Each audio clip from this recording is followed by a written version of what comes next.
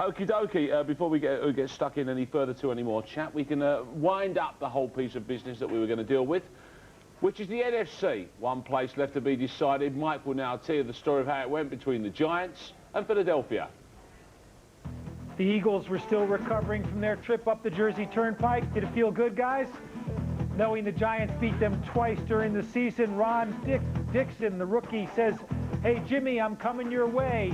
And here he goes all the way to Jimmy Hoffa's home under the goalposts in Giants Stadium. Ron Dixon from Little Lambeth College for the touchdown.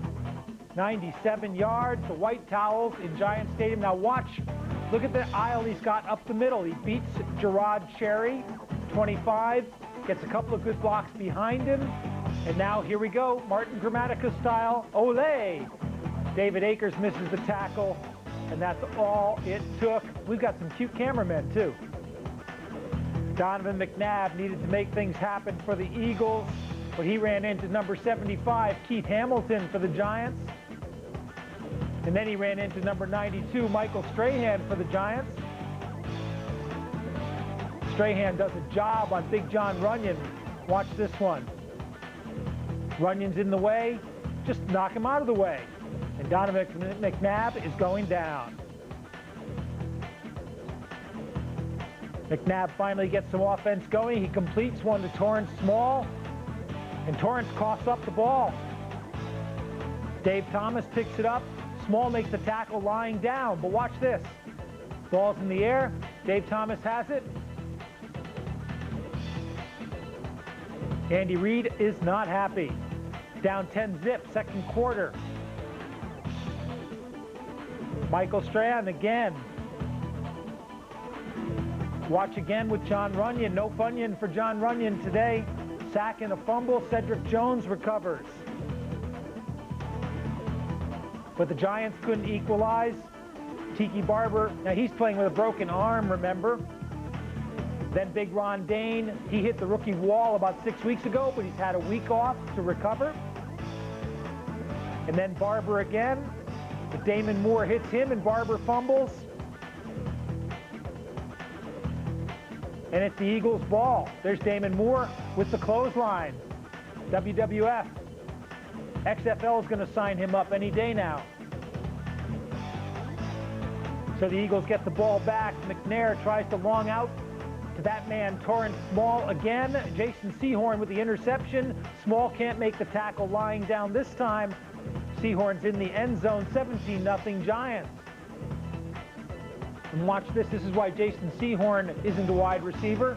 He drops the ball. He knocks it back up into the air. He catches it second time around, protects it from his teammate, trying to steal it from him. And Sehorn's in for the score, but the Eagles fight back again just before halftime. This is why Donovan McNabb is so tough. He keeps the play alive. He throws it. Torrance Small drops it in the end zone. Torrance playing small in playoff time. 17-0 at the half. Third quarter, McNabb under pressure, scrambles. But it's the spy, Cornelius Griffith, who nails him. Defensive coordinator John Fox says, "You're doing your job." Meanwhile, Kerry Collins thinks he's the other number 5. He runs for a first down, but that's not what they're paying him for. They're paying for him to pass. Remember Pete Mitchell? Collins finally does. The tight end who missed much of the season makes the big catch. They got a field goal out of that one. They went up 17-3, made it 20-3. It was 20-10. They went onside. Pete Mitchell drops it, but Joe Juravicius doesn't. Michael Strahan gets the hug from Fox, and Fox is luckier than Jim Fossil. He gets the Gatorade bath. Nice jacket is ruined. And you see the stats, nothing very impressive, but they did what they had to do. Kerry Collins, just enough for the Giants to win.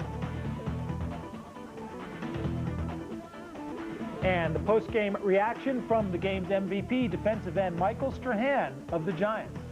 It's been unbelievable for us. We go out and we play together. We play as a team, and I think that's been the reason that we've been able to do what we've done. We go out there, we play together, we enjoy playing with each other. Relentless blitz from you guys. What did you think about gambling against McNabb in this offense all game long? I'll tell you what, he can hurt you. He's still one of the best in the business, and he's a guy who put that team on his back, and it's amazing the record that he's been able to carry them to, and I have all the respect in the world for him, and they're going to be a lot of trouble for us in the future. Little payback for the Vikings next up?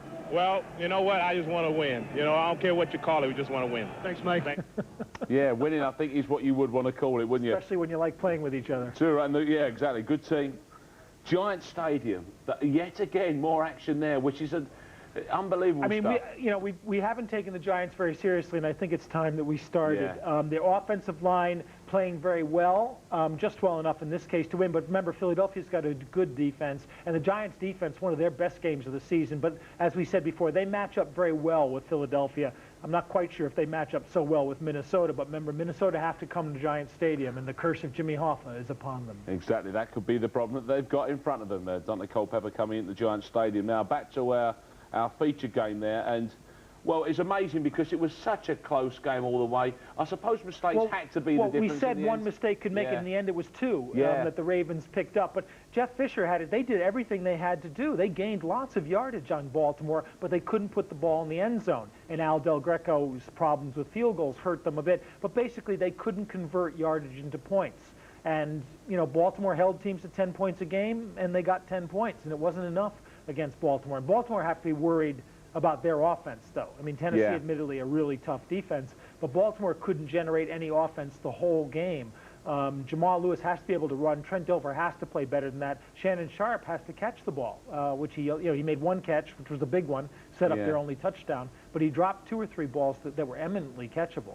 But I guess if if you're having to do it on the road all the way through, then to have a very, very solid defense is obviously crucial. It makes it hard. And going up against Oakland is going to be a real test for them because Oakland's a very well-balanced team on both sides. And, they won't match up all that well against Oakland. Yes, indeed.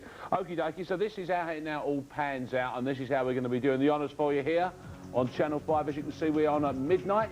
There are 2 games because it's championship time, as you can see, NFC and the AFC. As we just discussed there, we will show you a whole of one of those games and feature the other one.